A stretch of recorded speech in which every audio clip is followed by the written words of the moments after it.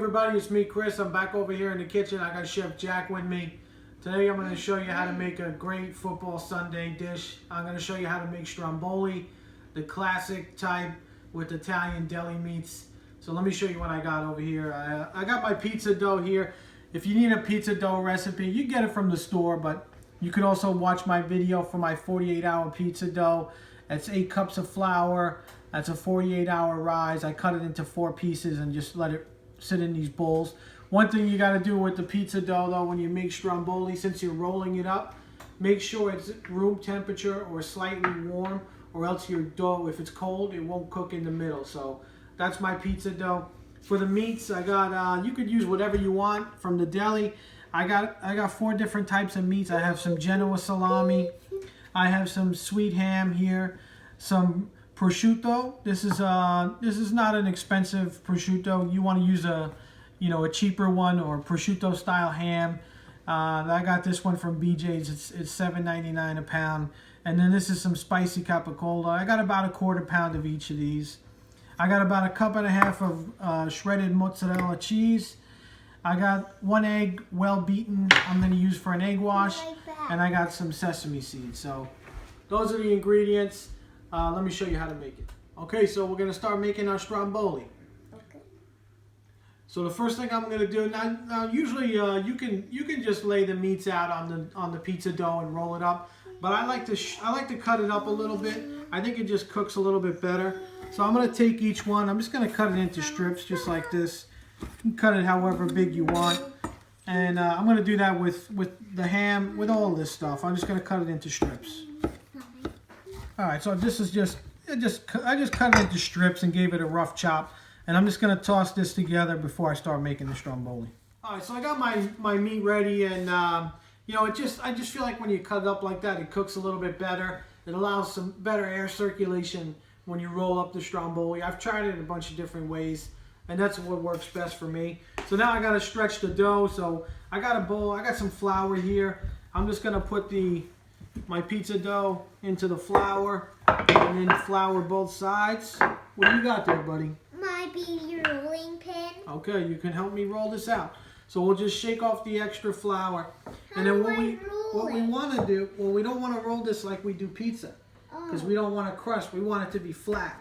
So we're just going to start to press it out flat first, and then I'll flip it over. Go ahead, Jack, roll it. Let me see you roll it.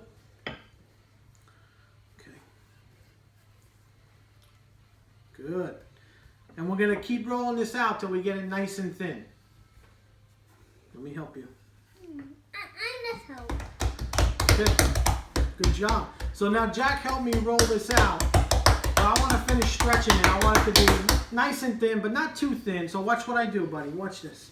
I'm going to stretch it a little bit with my hands. Look up. Watch me. See that? Yeah. So it's nice and thin. And then ultimately what you want is a rectangle. So watch this, Jack. Watch what Daddy does. So I'm just going to pick it up like this and let it hang. And then I'll do the same on the other side, just like that. And now I'll turn it this way, and I'm going to start to make my rectangle shape by pulling it. And just take your time so you don't rip it. And just keep pulling one side, and I'll pull the other side, and then I'll pull this side. And we're going to keep stretching it out till I get a nice sheet pan size rectangle. Okay, bud? Hey, I want to get a square with the stove. All right, so I got a nice rectangle here, and if it rips, you could just pinch it. It will rip more times than not, so don't worry about it. It doesn't mean anything. I'm just going to take my mozzarella, and it's about 1.5 cups. I'll just spread this out nice and even. All right, and the next thing I'm going to do is take all my Italian deli meats and spread those out on a nice even layer. All right, so this looks pretty good. And if you get any clumps of the salami or the hams, you just spread them out. And now before I roll this, I'm going to take a little bit of my egg wash and put it right at the back here where I'm going to make the seam. Just like that, just to help it stick. And then I'm going to start to roll this. And then the first thing I do is I'll come to this side here and just fold it over a little bit to keep all the filling in. And then I'll do the same thing here. Okay. And then I'm just going to gently start to roll this up And you want to try and make it tight if you can. So just go one side at a time. It's nice and easy. All right.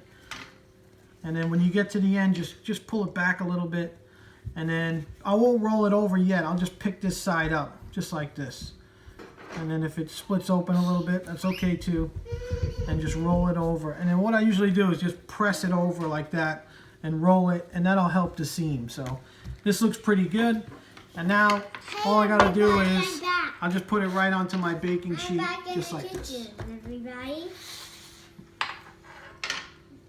All right, so now I got my seam down, and I'm gonna take my egg wash, and I'm just gonna paint a nice thin layer of egg wash over this whole thing and on the sides, and that's just gonna give it a nice shiny crust. All right, so the last thing I'm gonna do is just sprinkle some sesame seeds. And you wanna help me out, Jack? Go ahead. You gotta put those sesame seeds on there. Keep going, bud. A little bit more. Okay, I think that's good. And before we put this in the oven... I have even more sesame seeds. Okay, good. That's enough, bud. So before we put this in the oven, I'm just gonna poke, I got my paring knife here. I'm gonna poke about halfway through some vents, just right along the top, and a couple more. And I think that's pretty good. So that's ready to go. I got my oven preheated to 500 degrees. And what I recommend also is if you have a pizza stone, I usually put it in the bottom of the oven and bake this in the pan like this on top of the pizza stone for a little extra heat. You really want to make sure you cook through the middle part and that the dough is fully cooked. And I would recommend just one stromboli per pan, or else you won't get even browning. It won't cook evenly.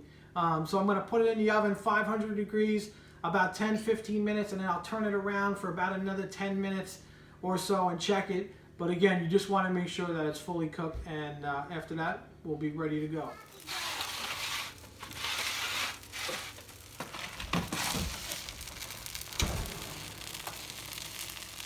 Alright, so my stromboli's done. I took it out, I let it cool a little bit, and you could actually just serve this at room temperature. This is still nice and warm out of the oven, so I'm going to cut it open. And I'm just going to cut a few slices so you can see what it looks like inside.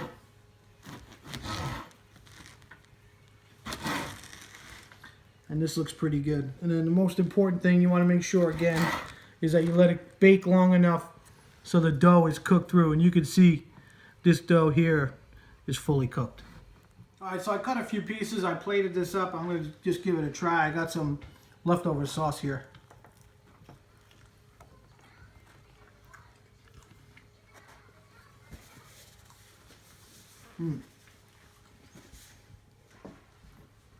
Really, really good. You taste the cheese, the meats, and you know, I like to cut them up and shred them so that you get a mix, a good mix. You taste a little bit of the spicy capicola, the prosciutto, the sweet ham. Really, really good. And the dough is perfectly cooked. So you got to check this out if you're into football, you have friends over on a Sunday, your family, or even for the holidays. It's great to put out. You got to try and make stromboli at home. It's really fantastic. So I hope you liked the video. Don't forget to subscribe, and thanks for watching.